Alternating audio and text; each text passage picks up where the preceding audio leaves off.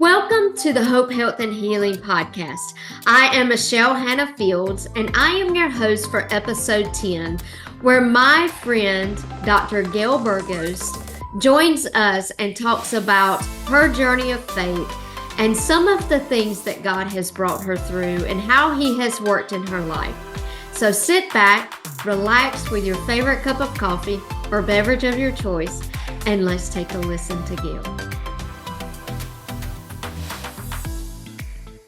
Well, I am joined today by my good friend Gail Burgos, and just a little background on us. Yes. So we went to the same high school, and I met Gail through band. We both played clarinet, and I was second chair clarinet until Gail graduated. And then I moved up to first. But I just remember just learning so much sitting by you during that time, and just admired you for just, your character, your love for people. Even back then, you just had a heart to serve. And I just remember just watching that and admiring you for that. And just, you were just so cordial and friendly to me, and just really just fell in love with who you are. And then our paths went separate ways. Yeah.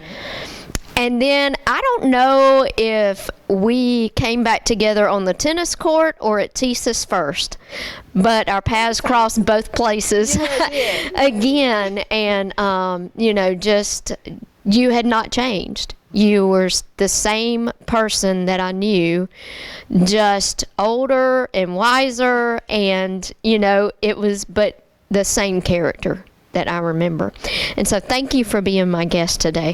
Thank you for having me. I'm so excited. Yeah. Well, like I said, I've known you for a long time, and so I really would like for you to share, like, if I were to meet you for the first time, what would you want me to know about Gail? Oh, wow. To unpeel the onion, yeah, so to speak.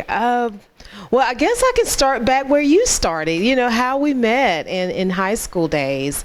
Yes, you were right. We sat next to each other. I didn't quite remember the order, but I think you were right. Girl, you're number one.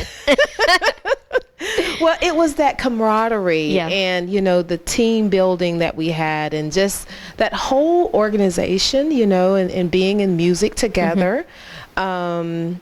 It was very tight bonded, regardless of the class that we had, whether we were one class from each other or two classes, it didn't matter. We were just all very united. And I remember even the appreciation of the diverse aspects. Yes, it was African Americans and Caucasians, but that it's like, that didn't matter. Yeah. It was that love that we had, and the pride and the joy that we had in our school. Mm-hmm. I also remember the academics, that we were both very smart. Yeah. We got our grades. Right. We made the principal's list or the dean's list or whatever, the honor rolls, together. And we just knew who that circle were, and I just remember that was a characteristic that I admired about you. Oh, well, thank you. But definitely the faith and the Christian aspects and the character, if I could speak on that. I know you're asking to speak about me, but as a part of how I admired you,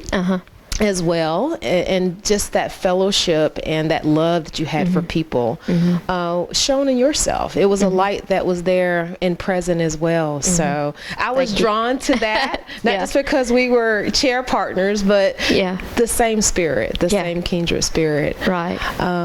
So, coming up, I did not go away off from high school. My father passed 3 months prior to me graduating high school.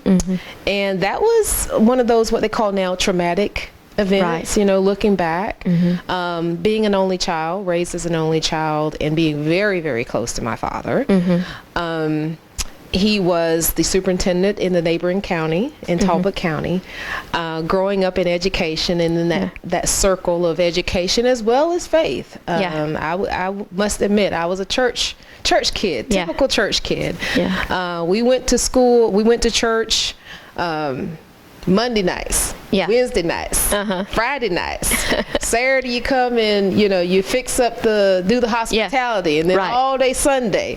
So all of that coupled with an education, that was my upbringing, and so to lose him at an early age, I was 17. It was very traumatic for me. And so, but I had the support of not only my family, but we talk about Manchester and that setting of friends, and really got me through, and the support, the prayers, the love, all of that had a huge part. Well, as you know, I married my high school sweetheart. Yes, Mr. Pedro. And we were actually best friends. He wasn't that love interest back in the day. And we married shortly after Dad had passed, and I graduated high school. And he was, that anchor, and we continue to, here we are, 37 years later, and 3 daughters, and 3 beautiful daughters, I might add. Thank you. Went off to college together at Columbus College. It wasn't CSU at the time. And that was kind of my early adult life. So. Now, what did you, I know you worked at TSIS, but what was your degree at Columbus? In business. Okay. I had a bachelor's of science in management. Okay. Yeah. What, did you know that you were destined to be in leadership way back then, or was that something that was not even a blip on the radar? What kind of, because sometimes we know at an early age what our calling is, and sometimes, like me, my calling that I knew and I thought I'd be it till the day I died was a computer programmer. Right. I knew at the age of probably 8 or 9 that's what I was going to be. And then God, I think sometimes he laughs at our ideas. True. Even though he blessed that. Right. He had another idea for later, and that was really a stepping stone for me. Right. But what about you? Did you know your calling at an early age, or did that just develop over time? Oh, that is a great question. So I have been asked that question before. And ironically, my father, by the time I was 8 or 9, he took me to the Baseball Hall of Fame.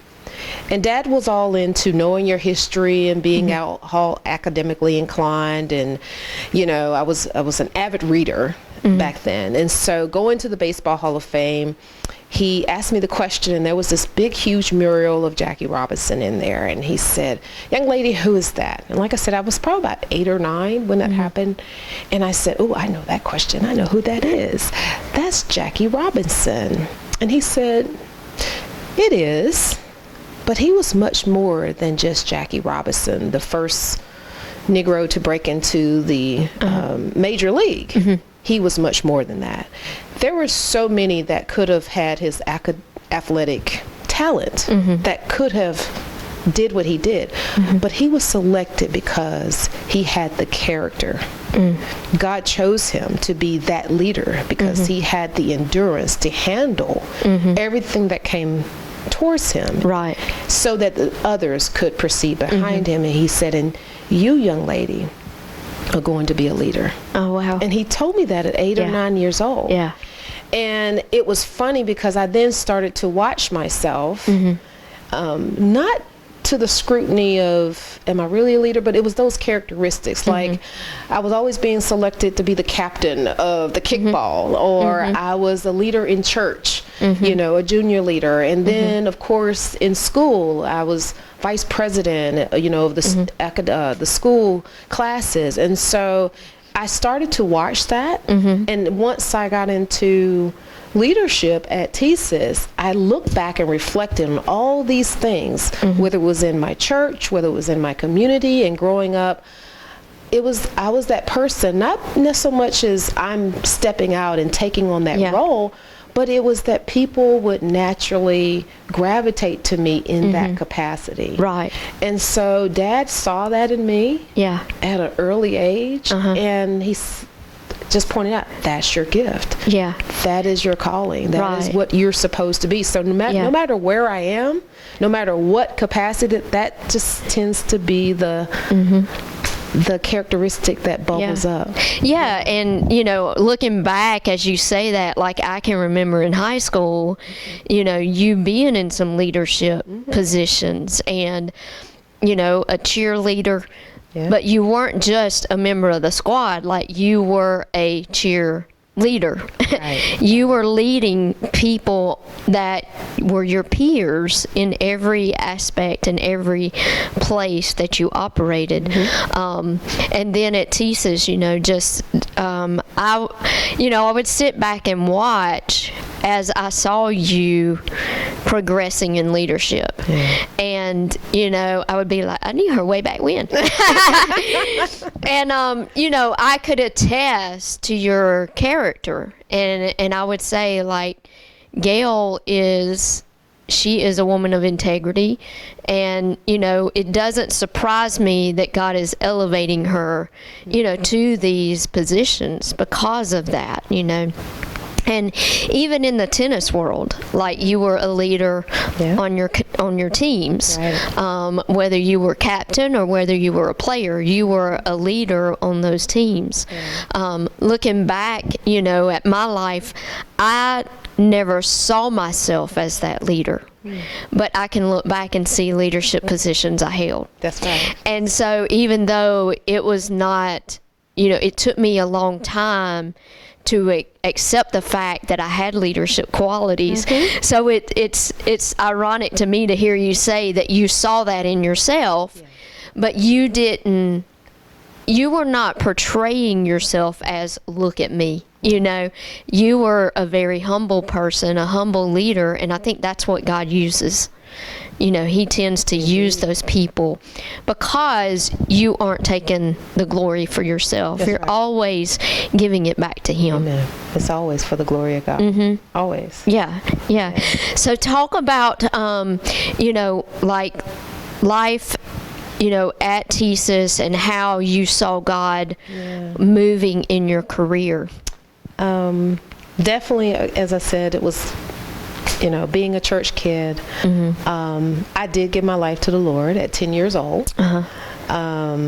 It wasn't something I felt just compelled to do because I saw the other kids doing it. I really understood what that meant and the salvation that came with being a child of God and the promise of eternal life. And so that was the intrigue to me at that young age. And I will say, too, in that same vein, that I learned from my mother the power of prayer.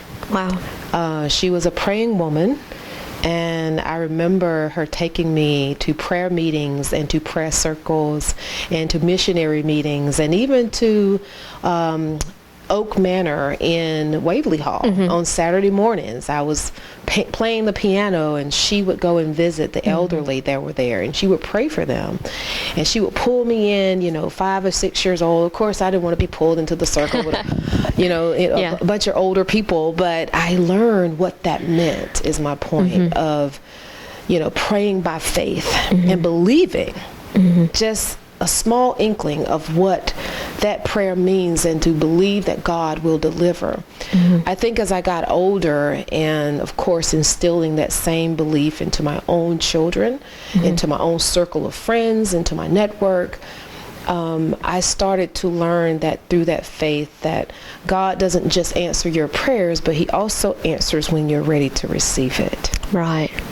And so when we talk about the journey at through work and my career and how that progressed, it wasn't just the stepping stones of the progression.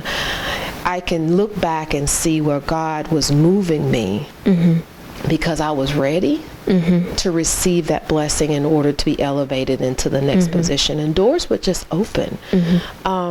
It amazes me, and I share this as a testimony to a lot of people, even to the young girls each day. And I said, when you are obedient and you're faith-driven and you're purpose-driven, and that each day when I wake up, I said, God, don't just be with me, live through me so that others may see your glory, and let your light shine through me.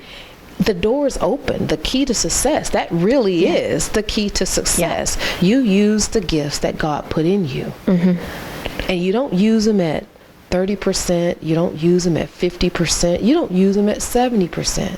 You use that gift at 100%. Every action that you do, everything that you believe, you resonate from your mind down through your spirit and through your heart and through your hand, it is aligned to that gift that God has blessed you with. And when you use that, success happens. It's not even a question. And so it doesn't matter where you navigate, whether you're at work, whether you're in your community, whether you're in your church, whether you're with your family, everything is aligned with God. And you don't waste time doing all that other stuff. You know? You don't get distracted by doing things that don't align to your gift. And so when I look back again at my career at TSIS and how I progressed, and it was all, the path was laid out. You know, God, my path is made. I'm just obedient to go where he leads me to go. And I love that. And, you know, there's a scripture in Isaiah, and I can never remember the actual chapter and verse, but it says that you will hear a voice behind you saying, turn this way and turn that way. You do. And he guides you on that path as long as you're in tune with him and listening to where he's guiding you. And he'll open the right doors, he'll close the wrong ones.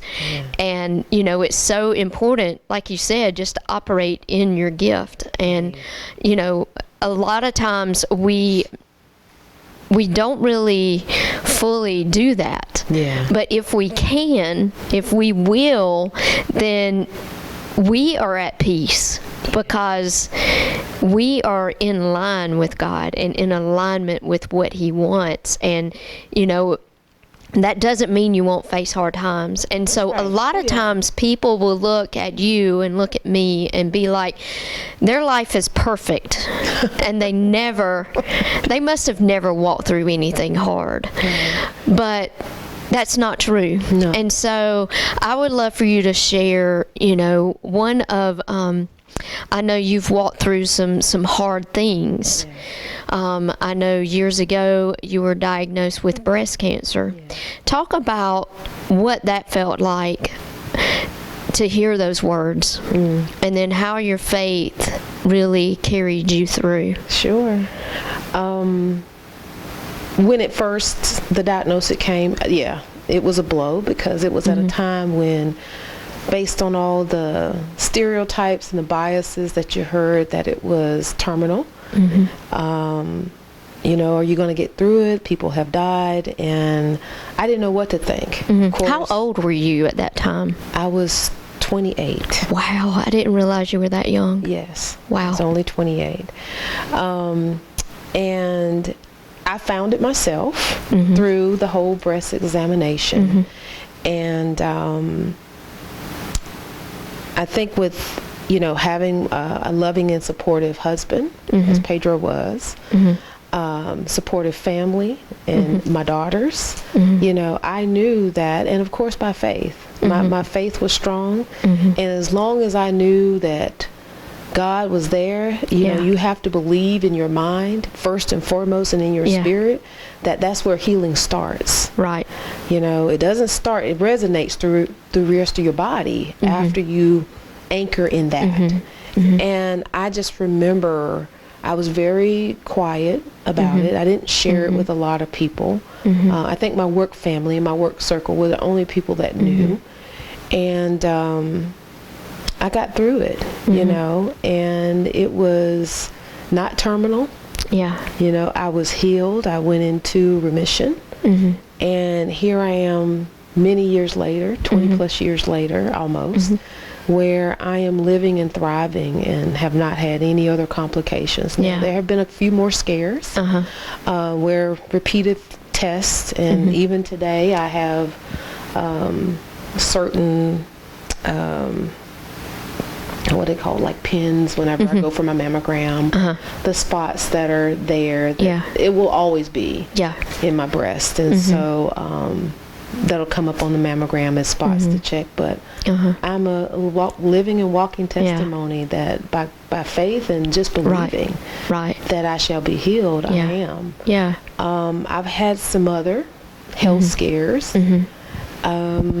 along the way. When we talk about life is not easy, it's not. You look great on the but God, you know what? When God fixes you up and shines you like a brand new penny. That's right. Now you shine like a brand new penny. That's right. That's right.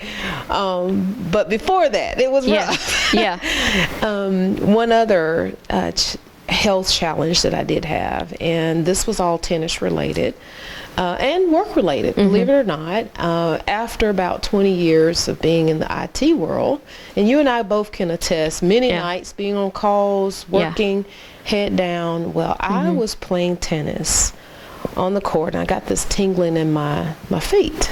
Not my knee, but in my feet. And I said, oh, that's weird. And it felt like my feet was asleep, Michelle. And so I was destined the following week, that weekend, to go out of town with Pedro to Tybee Island to celebrate his birthday.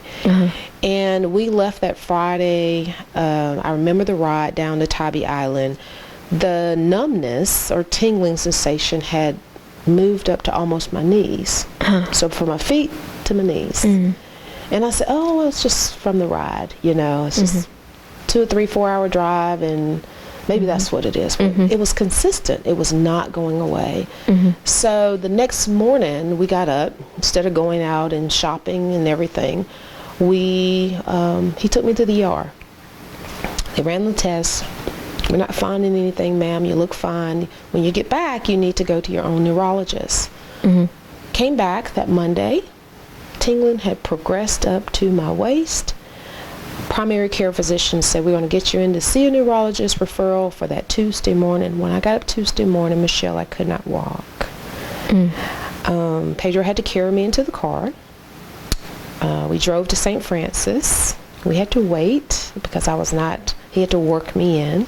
And literally after 6 hours later of sitting in the waiting room, the neurologist saw me, and he said, we need to admit you. So they wheeled me across the butler's pantry in the back at St. Francis into the ER and admitted me. The next morning I got up, and they said, we're going to do an MRI on your upper lumbar here, not your lower, but your upper.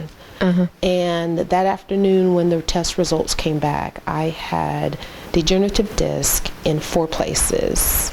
4, 5, 6, and 7. And so he asked me, he said, may I ask you a question? I said, sure. He said, what do you work? What do you do? And I said, I work at TSIS. He said, it's a desk job. I'm not trying to insult you or anything. I said, sure. I said, yes, it's a desk job. He said, you have what probably has progressed over years as tech neck. From constantly sitting with your neck in a downright position. And I think about all those nights on calls, production calls and things. I'm sitting on the BlackBerry, remember that? Texting away, typing away, working on my doctorate. Right? Sitting there with my knees propped up on the bed, writing papers after papers on end and dissertations. And so, I kind of sort of did it to myself. And then when I would feel the tiredness, I was like, oh, I just need a massage. I didn't realize, honestly, Michelle, the damage that I was doing to myself of having improper posture and from hours on end looking the wrong way.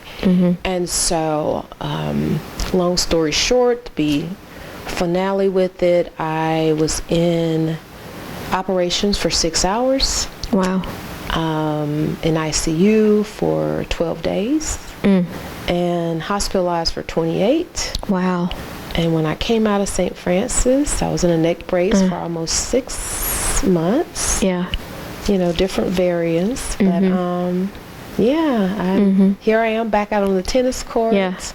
I'm walking. I have neck fusion in my neck. But you would never know that I had Yeah. You know, and we were talking before we started recording, and I had forgotten about that, that you had walked through that. But I remember that time very well, you know, and just remember all of us being like, oh my goodness, like, Gail is having this major surgery, and just not even knowing what the outcome would be at that time. Yeah.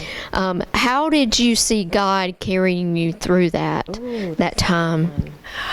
From day one, at that moment when I did not know what was wrong with me, I'm like on the internet, you know, Googling all kinds of, you know, is this meningitis? Is this bacteria has attacked my body? I did not know.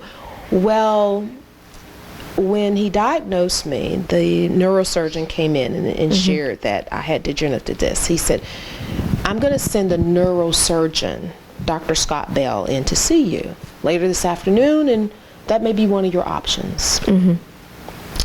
So I sent Pedro home, and I said, please go home, get a shower. I said, it's going to be later when the doctor comes in. Well, he actually came in a couple hours later while Pedro was gone, and he was in scrubs. And he shared with me, he said, here's your 3 options. You can have the surgery to repair your disc. You can go into therapy, number 2, or you can do nothing about it, number 3. The choices are yours. Well, I sat there, and my fingers were going, and he could see tears starting to roll down my face. Now, this man does not know me. He comes over. He puts his hand on my hand. He said, may I pray with you? Wow. I said, yes, you may. Dr. Scott Bell prayed for me in that moment. Wow. And when I opened my eyes, mind you, I was still crying. Yeah, I can imagine. But I felt peace. Yeah. And that had to give you comfort, knowing this surgeon had enough faith to pray for you in that moment. In that moment. Remember God. I mean, truly, I tell you, that was God. Yeah. Yeah. When Pedro came back, I told him, I said, they found the problem, and I'm going to have surgery. He said, you going to do what? I said, yeah. He said, are you sure? Let's get a second opinion. Let's get a third opinion. Gail, that's major. I said, I'm fine. Yeah. And Dr. Bell is going to be the one to do it. Yeah. Yeah. Nobody else going to touch me. No. Not if he's a praying man. That's the one I want. Indeed. Yeah. And here I am. Yeah, that's awesome. You know, God knows exactly what we need, and, you know, who to send our way. And I like to think, or I know for a fact, and I tell people when they walk through things like that, it came as a surprise to you, but it didn't come as a surprise to God. No. He already knew, and he already knew how he would bring you through, who he would use to bring you through. And we get so caught up sometimes in trying to figure it all out. Oh, yeah. When we just have to trust God, because he does already have it all figured out. That's right. That's right. He already knew that he would have Dr. Bell waiting on you and ready, you know, and he knew how he would comfort you through that and guide you. And I love that. That's so powerful. Pino, when she came, Pino was a dear friend. Yeah. You know, I didn't tell a lot of people, you know, even at work, what I was going through. I even told my daughters who were off at college, I said, Mama's going to be fine. Don't come home. Yeah. I wouldn't let them come home. I was like, I'm good. Yeah. When she came in the room, she said, oh my goodness, Burgos, there was something about you. You just had this peace and calmness about you. Yeah. Like no other. Yeah. She said, I'd never seen it before. Yeah. And, you know, here it was, major. Right. You know, major surgery. I'm temporarily paralyzed. Unable to walk, paralyzed. But I was at calm. I was at peace. And I said, that's how I feel. Yeah.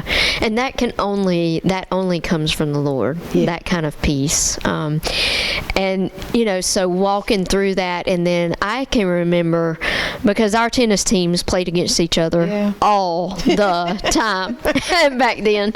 And I can remember just, people saying we don't know if Gail will ever be able to come back to tennis. Yeah. And just, I can remember, I believe our teams were playing each other one of your first matches back. It may not have been the very first one, but I can remember that, and just knowing like what I would feel coming back on the court.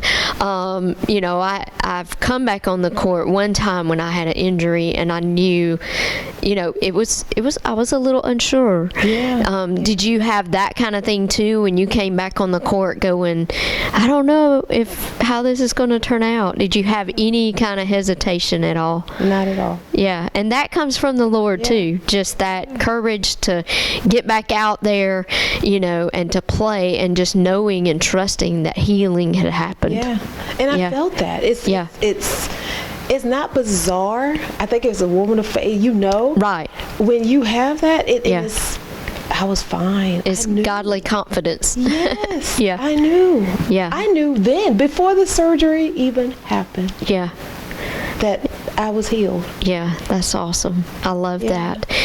And so, I know, life takes different turns sometimes. And so one of the things that I would like to highlight is just how you pour back into children. And so I know one of the things is that you started a scholarship in your dad's memory at the high school where he was superintendent of schools. So tell us a little bit about how that came to be and what your experience has been having that. Oh, wow. Talk about memory lane.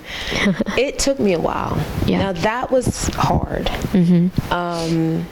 Going back to Talbot County. When the funeral services were held, it was in the gym at Central High School, formerly Ruth Carter. And I remember, I've shared this even as a Facebook post, that I walked into that gym, and it was the traditional old where you only had one side of the gym with all the seats on it. It was not the two-sided stadium that you have now. And it was wall to wall. It was seats on the floor, and I just remember seeing all of these faces, and I buried my head, and Pedro to my left, my mom was to the right, and I blacked out. It was so deafening and heart-wrenching and grievance for me. I never wanted to go back to that place again because of the pain that I felt. It was the last reflection of my father. It was not until 30 years, almost to the date, literally to the date. I was appointed to the Partners in Education board here by the Chamber of Columbus, and Talbot County happened to be one of the districts that was in the group that I was working on.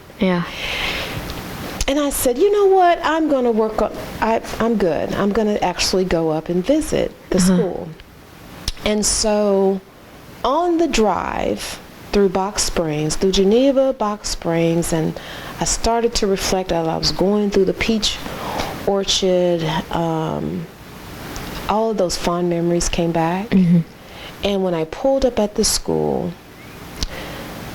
the children there was dressed in uniform, and they said, "Welcome home." Oh, wow.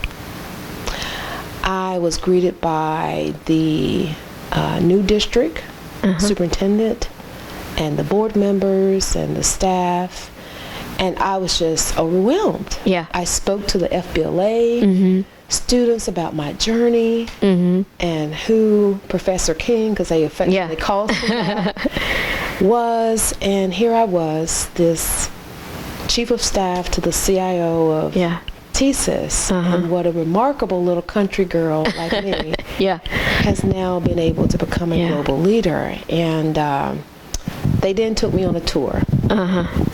And when I walked through the library, there was Dad's picture. And I lost it. I would have to. I had not seen him since he died. Wow. And it was a beautiful oil painting that they had. The class of 1967 Oh, wow. had dedicated an oil painting of Professor King. Yeah. And it was great to look up and see the man that he was. Yeah. And I made a promise that day that I would give back in his honor. Mm-hmm. And that is where the inaugural J.B. King Jr. scholarship came from. Yeah, I love that. And, you know, I remember seeing that oil painting you posted when you started that. And I remember him well just from when he would come pick you up at football games and practice. And here was this stately man that would pick you up. And I remember having such respect for him, even though I didn't really know him. Yeah. But he just carried himself and, you know, just his presence. You know, he was just a solid presence if you were around him. And so I love that they welcomed you and that they honor him, and that you know, I believe in moments like that, God gives us what I call those good hugs from him, and that brings some healing as well. You know, those places that, you know, you've long since forgotten. That God's like, okay, well, I'm going to give you just a little more healing through this. And you're able to walk through that. And then that you give back, because there's some children in Talbot County who need somebody like Dr. Gail Burgos to pour into their life. And they may not have somebody like your dad at 8 years old, when you were 8 years old, is telling you, you have something special within you.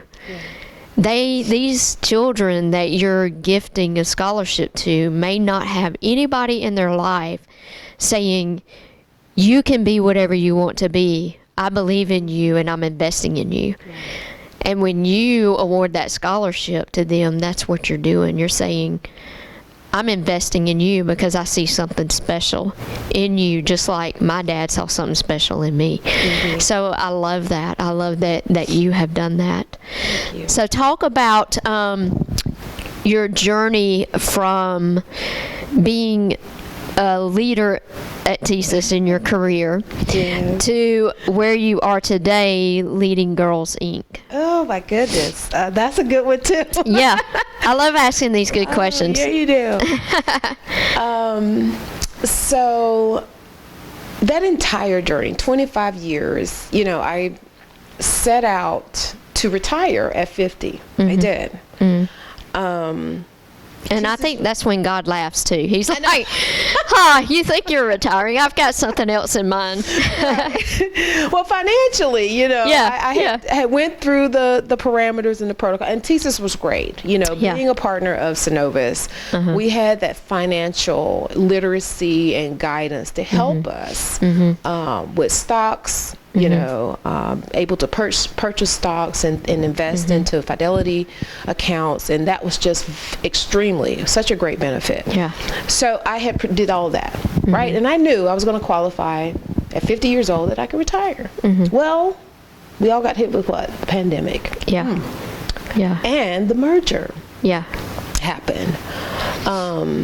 And so I was not planning, you know, when it moved up under Global Payments, I was not planning, even though I qualified to retire, I was not planning to retire yet, because by that time I was the diversity officer and there was so much going on, especially when the country had erupted in racial uprising, and many of us who were in diversity were being tapped on the shoulder, right, to say, call to action, what are you going to do to help this country heal? So a lot of work. We were all self-sheltering around that time too, right? And had been in the house 9 months, Michelle. Washing, on Zoom calls, washing clothes, dishes, cooking 3 meals a day, you know, doing all of those things around the house. And Pedro said, woman, I got to get you out this house. You're going to go crazy if you don't. Yeah. Well, I was terrified, as the entire world was, right? Yeah. People were dying. Yeah. Millions were dying. Mm-hmm. And I said, no, I'm not going anywhere. He said, I got it. So he took me to a Serenity and Healing Spa in Tennessee. Mm. Peaceful, tranquil, no devices. Mm-hmm. The internet couldn't even reach up there. Yeah. No cable. Yeah. And it was just me, Pedro, and God. Uh-huh. So for a week, we were there. Mm-hmm. We walked, we hiked, we prayed, we meditated. You know, the kids couldn't get in touch with us. Mm-hmm. It was until we came down off the mountain. Yeah. Into the valley and actually had some service. Uh-huh. We would call and check on them and make sure they were okay. Yeah. And it was on the return home. Sunroof was open. And God said, push the button. And mind you, Pedro's driving. And I said, are you sure? Mm-hmm. And Pedro said, sure of what? I said, I'm not talking to you. I mean, it was that clear, yeah. Michelle. Yeah. Push the button. Yeah. I got back. That was on a Sunday. We were returning from the hills of Tennessee. That Monday, the deadline was for me to submit for the severance mm-hmm. package was that Tuesday. Mm-hmm. I came back in, and mind you, I was still, God, are you sure? Mm-hmm. Not to say that I don't believe when he gives me direction, right? But I still questioned. Right. You want to be 100% sure. Yeah. He said, push the button again. Yeah. I said, oh my goodness, I haven't spoken with my boss. She doesn't know I'm going to do this. Can I give it a heads up? Well, I couldn't get in touch with her because she was going through her own challenges. Yeah. I had until midnight to push the button. Well, I pushed the button because I was obedient. And as soon as I did, I felt, oh my goodness, this peace, this tranquility, just the whole alignment of being obedient. It was there. I had this whole feeling of assuredness yet again come over me. And I knew. Mm-hmm. And mind you, I didn't have any job lined up. Yeah. Nothing. Yeah. I just had pushed a button and I was obedient. Yeah. Well, of course, my boss couldn't believe I did it because she got in that Thursday. She saw the notification. She's like, oh my goodness. And I told her what I just shared with you. Mm-hmm. And she knows I'm a woman of faith. And she said, I know you were being obedient, Gail, and it's okay. Mm-hmm. I don't know what we're going to do without you, but it's okay. Yeah. And so I was good. I made my exit. My oldest daughter became pregnant.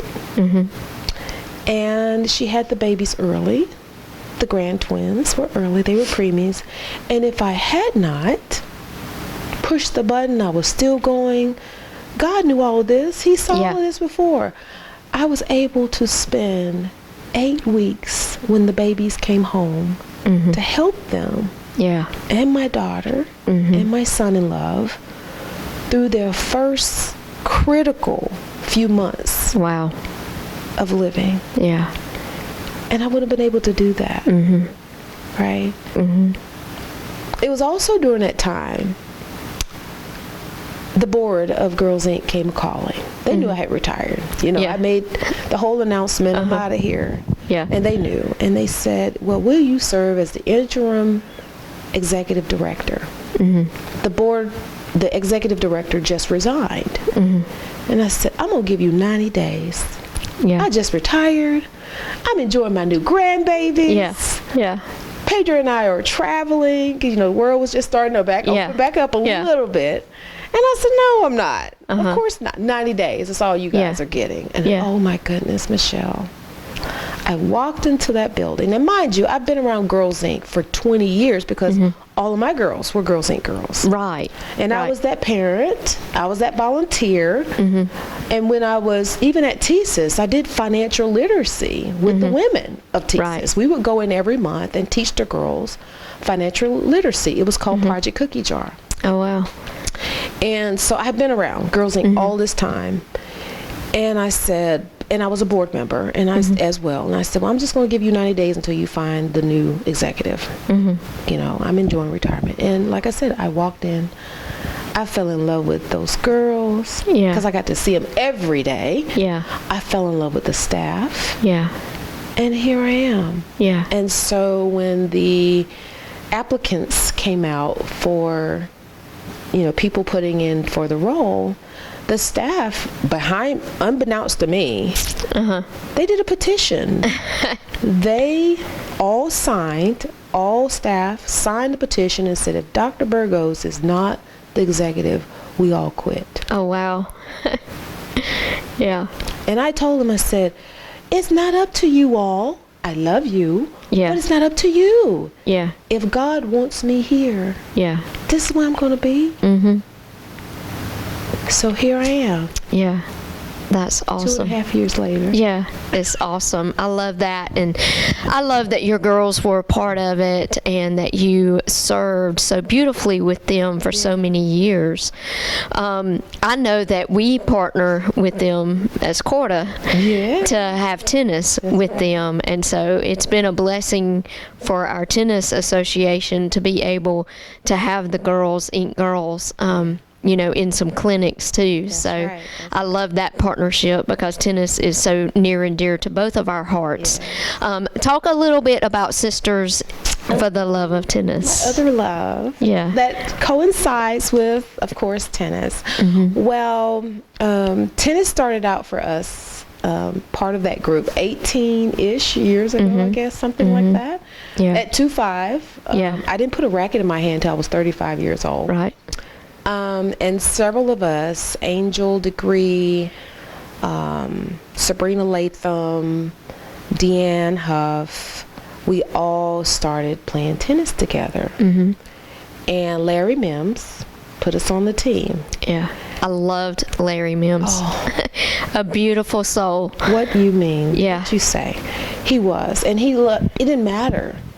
You know, where you came from, what your background was, your demographics, your diverse aspect. If you wanted to play tennis, he didn't care. He wanted to teach you tennis. Yeah. So he pulled our 2-5 team together, and it was just beautiful. Was Bobby Starr on that team? She was not. Okay.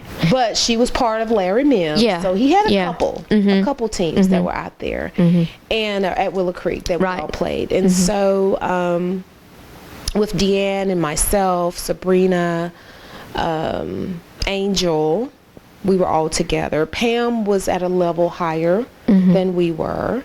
Dawn joined a little later, Dawn Harper, and we just stayed together. No matter if some of us got bumped up to the next level, or, you know, we stayed where we were, we just always stayed together.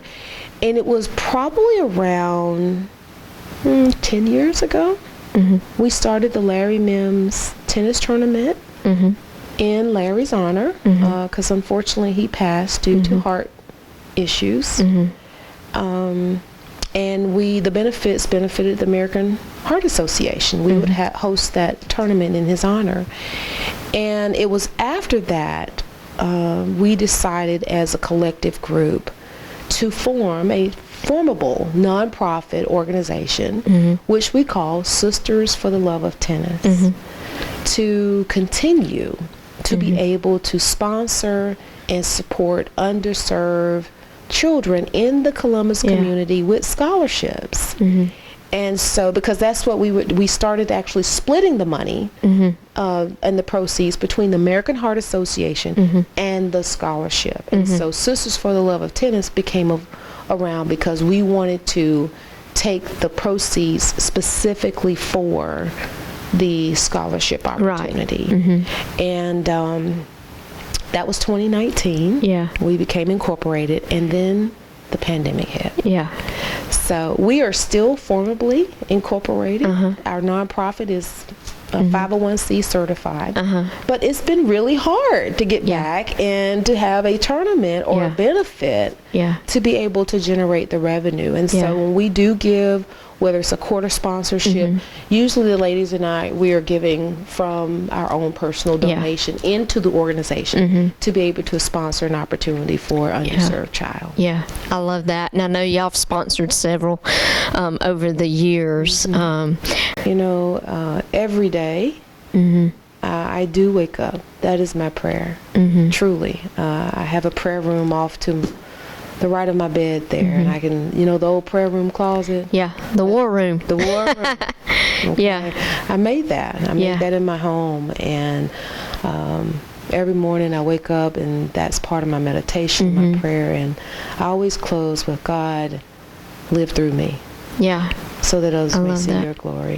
Don't just be with me. Yeah. And that's my prayer too, in the same kind of concept. I say, hide me behind the cross of Calvary, so that when people see me, they're not looking at me. That's right. And so I love that. And, that is what God does, and He does do that through your life. So I have 3 questions I ask all of my podcast guests. Yes.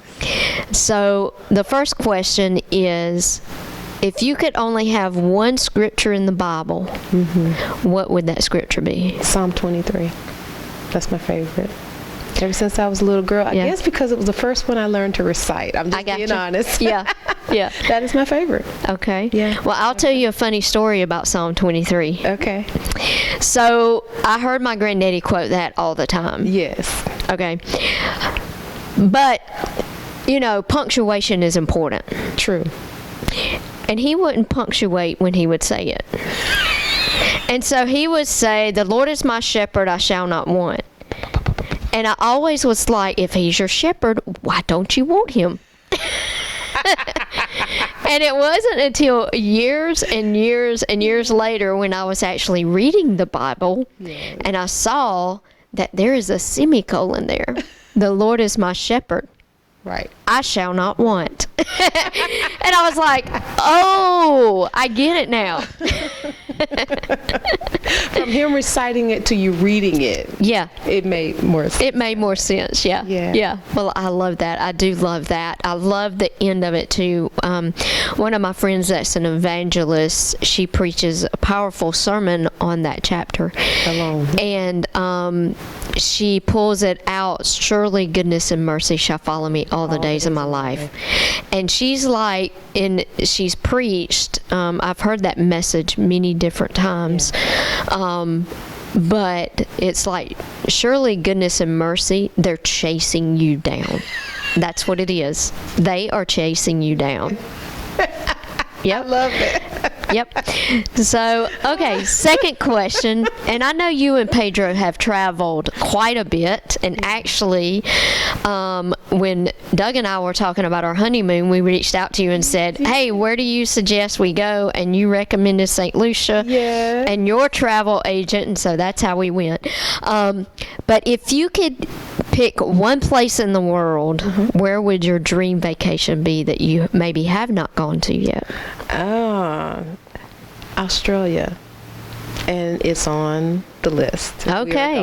Awesome. I love it. Are you going for the Australian Open? You know it. Yes. That's on my list too. Yeah, I love that. Yep. Down under. That's right. I can't wait to see your pictures. He wants to do the whole outback and the great white shark diving.